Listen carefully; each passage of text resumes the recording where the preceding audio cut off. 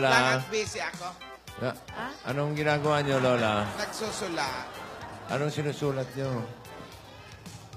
Siyempre, yung diary ko sinusulat. Oy, Parang... Ano ba yung nangyari nung Sabado?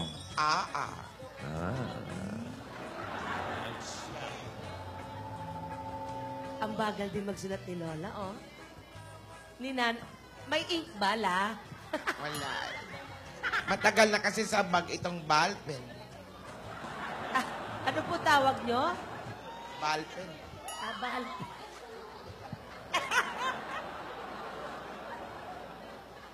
Noong araw nga, nilalawayan. Pebrero 20, taong 2016. Makalipas ang mahabang panahon, muli kaming nagtagpo ni Anselmo. Marami kaming kailangang pag-usapan. Mga bagay na hindi namin nabigyan ng maayos na wakas noon. Sa bandang huli, ang katotohanan at pagpapatawad ang nagpalaya sa amin. Marahil nga, may dahilan ang lahat ng bagay na nangyari sa amin. Maraming luha ang aking itinangis sa nangyari sa amin ni Anselmo.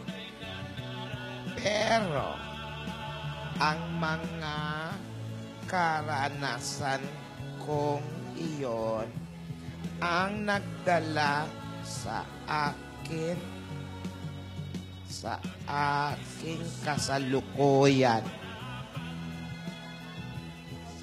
Mas matatag. Wow! Mas Wow! maalam na buhay. A girl. Ay, oh. Hindi man namin na tagpuan ni Anselmo ang tamang panahon noon. Nagpapasalamat ako at dumating naman ang tamang panahon para tuluyan namin maintindihan Ano nangyari doon? ang aming tadhana. Lola? Oy, ate. Huwag kayong nagbabasa ng ano. Lola, ano Busy po ka? ba yan? Busy ka ba? Gising ako, gising. Busy. Busy? Oh. Lola po. Gising ka nga, bingi ka naman. Busy ka? Nagsusulat. Nagsusulat. Huwag niyo istorbohin. Hey, si ate, inspired. Ang ganda ng sulat ni ate, Times New Roman, ha? Wow! May phone! Siyempre. Ang font ko malaki na kasi nga medyo malabo na ang mata ko. Para mga Inspired. Pero Lola, ang gwapo po pala ni Ansel. Ayun yung gwapo. At sa tuwing ikaw ay lalapit, ang mundo ko'y tumitigil. Ang pangalan mo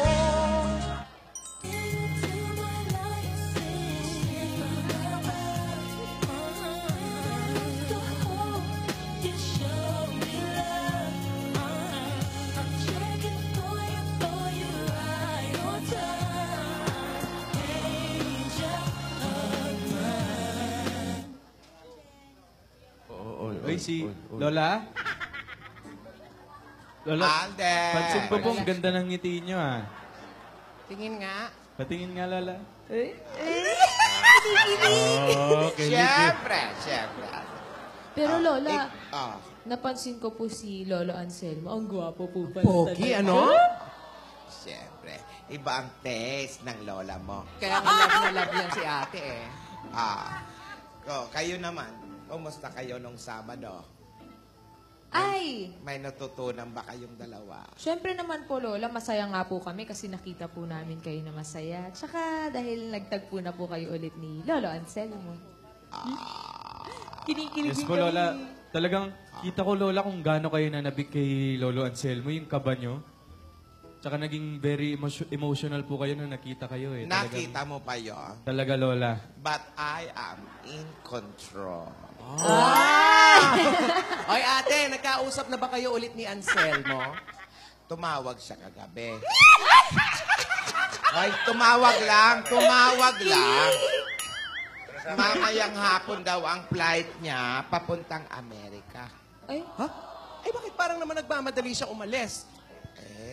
Matagal na raw siya rito. Di ba naibili mo nga ako ng magandang ballpen? mamaya na po, Lola. Ang pakla ng lasa. Matagal na kasi siya rito sa Pilipinas. Nung Sabado niya lang nalaman kung saan ako pupuntahan.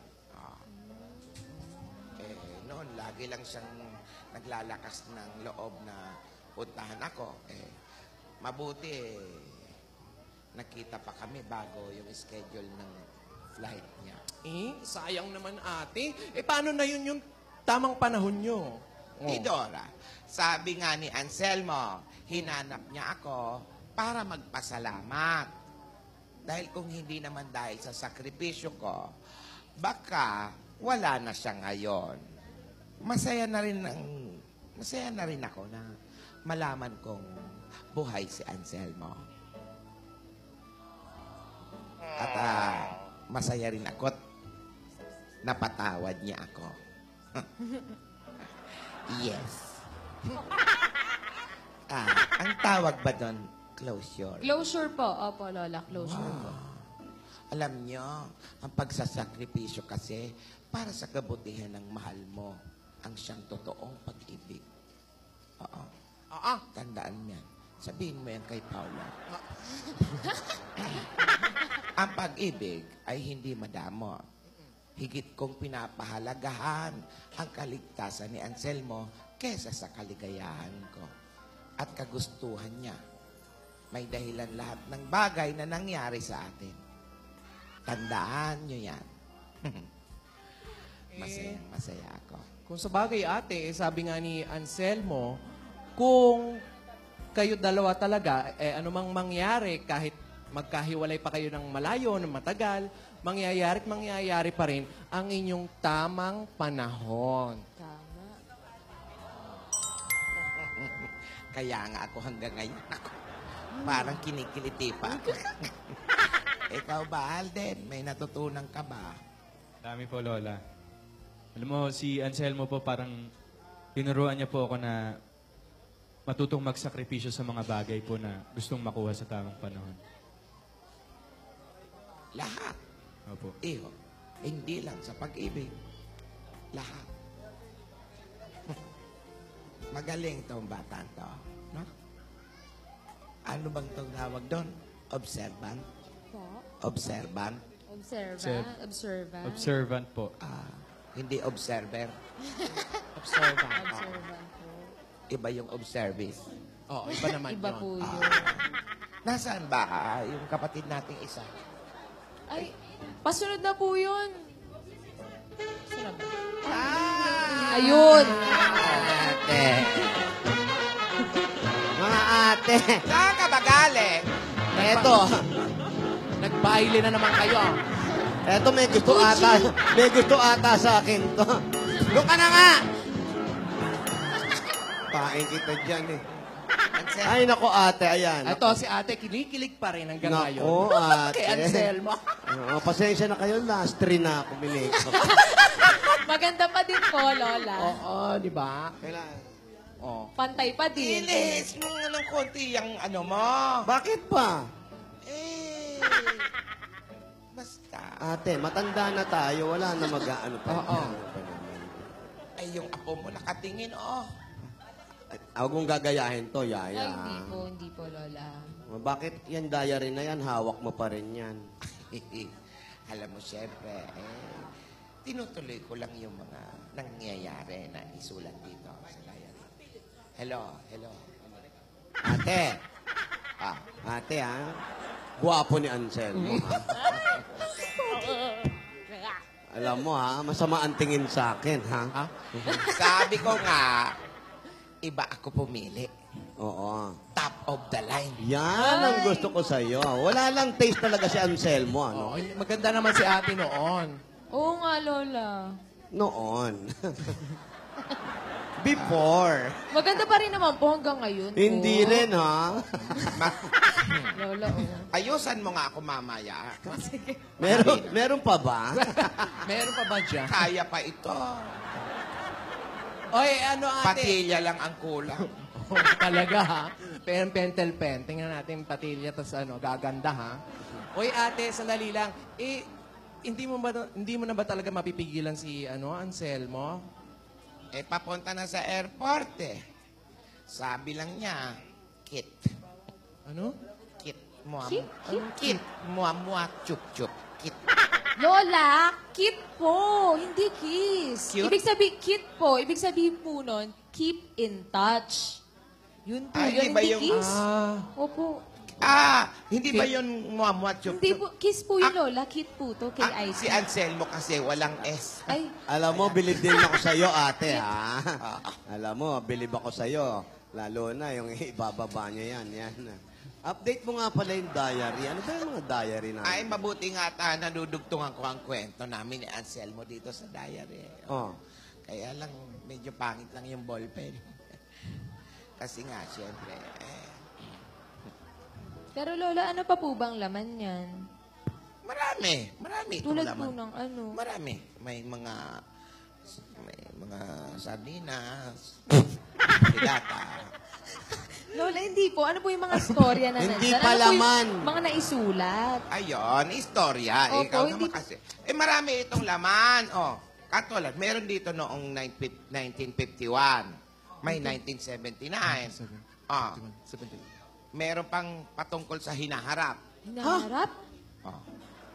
Hinaharap? Manguhula ka ba noon, ate? hindi Bakit lang alam hindi lang mga past yung nandiyan. Hindi Meron pang naman may sa future. ganon. future. May hinaharap pa? Hindi Bastos pala naman yung mga... Wala, iba po. Future. Kinabukasan. Naalala niyo ba yung kwento noon ng babaeng nakilala ni Mama sa Paris? Yung sa Paris. Oo. Oo. Naalala mo? Yung nabanggit ng tungkol sa singsing na hinanap natin sa bahay ni Lola. Naalala mo yun? Hindi. Akala ko naman naalala mo. Hindi na nga. Matagal na yung bata pa kami noon. Ano ka ba naman? Lola, nasa akin pa po yung singsing na yun. Dapat talaga nasa iyo. Huwag mo iwawala. Yung asan ba? Nasa bahay po. Wala tayong bahay, iha. Bahay po natin dati, Lola. Lola, di ba po yung babae yung nagsabi, yung singsing na nasa alahasan sa tapat po ng malaking salamin? Nakita po natin yun nung haunted house na pinuntahan po Oo, natin. tsaka siya rin yung nagsabi na para makuha ang singsing, kailangan isama ang taong pinakamalapit sa puso mo. Naku, kailangan kapitbahay yung malapit na... Ang galing talaga nito ni Alden. Lahat ng mga yun, nagkatotoo yun, ha? Oo. Kaya nga natin sinama nung si Alden, di ba? Maganda ang memorya nitong batang ito. Magaling. Yung nagkasapi-sapian pa nga tayo. Opo, Lola, pinagpasapasahan po tayo ng sapi. Opo. Buti nga, marami pang kwento ang mama tungkol sa mga hula ng mahiwagang babae sa Paris. Hindi sa balete, ha? Hindi. Paris. Paris to, sosyal. Europa. Ito. Ano pa? Ano pa Tungkol nasasabi? sa babae sa Paris. Naku, yung flashback natin, Paris na to, sosyal na to. Ano? French na nakalaga. Bakit naging French? Translate niyo po sa Tagalog, Lola. Ito. Page 8,403. Pinagpatuloy ng mahiwagang babae ang kanyang salaysay. Taimtim niyang tinitigan ang aking mga mata at saka binasa ang kinabukasang nakita niya para sa akin at sa aking pamilya. Pamilya. Future, yung kinabukasan.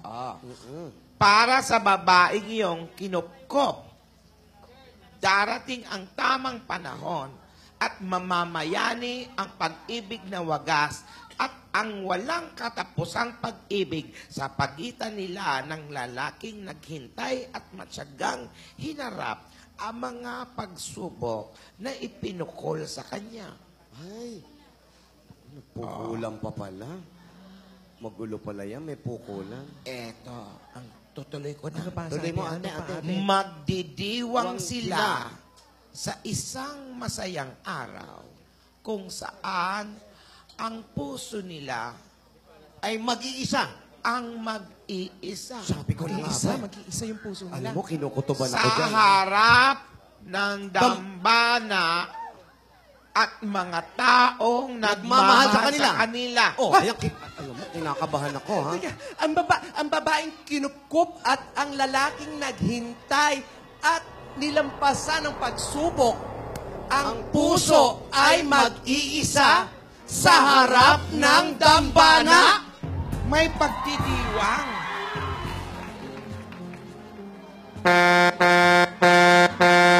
Ano ba? Yun? Agad! Ayan na yung pukol talaga. Basura na yan. Dampot, pukol, saro. Amoy durian ang hininga mo. Pukulin na kaya natin ito tatlo to. Para tipitin yung istorya eh. Hindi, natutuwa yung audience. Mukhang alam nila ang pinupuntahan ng mga huhula na yun. Paris eh, Paris. Ikaw, hindi ba napupunta kayo ni Poleng sa Paris? Si Pares, Ano ang favorite ni Poleng? kumain kami kahapon doon. Wala natin yung babae. Wala. Well, alamin natin kay Dingding. Gingging. Opo. Gingging, bosong-boso ka na. Opo. Ayusin mo yung buhay mo, ay. Pasensya na po. Ano masasabi mo? Ang masasabi ko po, kaya ako tumakbo para dito lang. Sakto, pasok ko, tapos na. Pero mga Pumasok ka na kaibigan- sa future na eh. Oo nga po. Pero bossing, Oh. Tito Joey, Hmm. Manang Ruby, Ano? Ano yun? alam niyo po, ang ganda ng nasa Lebron na future. Yung sinabi ng babae sa Paris, doon sa may retiro. Retiro? Retiro. Doon po yung Paris nakalagay eh. Doon po yung original. Pero mga kaibigan, ang sinabi sa kwento, si Yaya, si Alden kaya yun, wala naman pong binanggit.